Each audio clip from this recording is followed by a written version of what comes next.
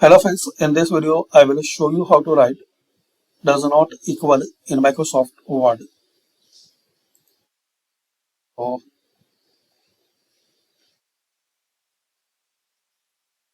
click anywhere like here, insert, then equation. Now type slash and NE. Press enter, press space bar. So now you have this NE. Now you have this does not equal.